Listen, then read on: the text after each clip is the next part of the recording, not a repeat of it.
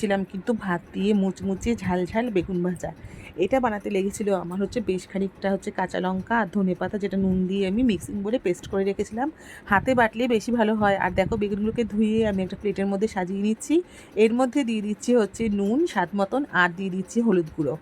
ব্যাস, এবার আমি দুটো জিনিসই ভালো করে মাখিয়ে নিচ্ছি বেগুনের মধ্যে।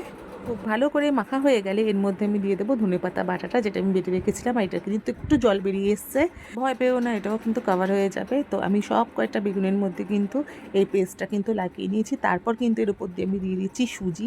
দেখো, ছড়িয়ে ছড়িয়ে কত সুন্দর করে কিন্তু সুজিগুলো দিয়ে নিচ্ছি। বেশি মোটা করলে কিন্তু ভালো লাগবে না, কিন্তু খুব সুন্দর করে কভারটা করতে হবে। তো এইভাবে কিন্তু আমি রেখে দিচ্ছি 5 থেকে 10 মিনিট। তারপর চাটু গরম হতে দিয়েছিলাম আমি। অল্প তেল দিয়ে কিন্তু এইভাবে সেঁকে সেঁকে কিন্তু ভেজে নেব। অবশ্যই কিন্তু আঁচটা কমিয়ে দেবো। এক পিঠ হয়ে গেলে আমি কিন্তু বেগুনগুলোকে উল্টে দিয়েছিলাম।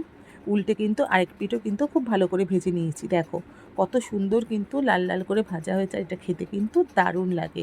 বেশ খানিকটা কাঁচা লঙ্কা দেওয়াতে কিন্তু ঝাল ঝাল ব্যাপারটা ভালো আসে। তোমরা চাইলে শুকনো লঙ্কাও দিতে পারো, কিন্তু এটা যেহেতু ধনেপাতা দেওয়া হয়েছে ওই কারণে কিন্তু এই সবুজ কাঁচা লঙ্কাটা দিয়েই কিন্তু বেশি ভালো লাগে। এই দেখো, আমি দুটোর বদলে কতগুলো নিয়ে নিয়েছি। এটা দিয়ে কিন্তু সমস্ত ভাত খাওয়া যাবে।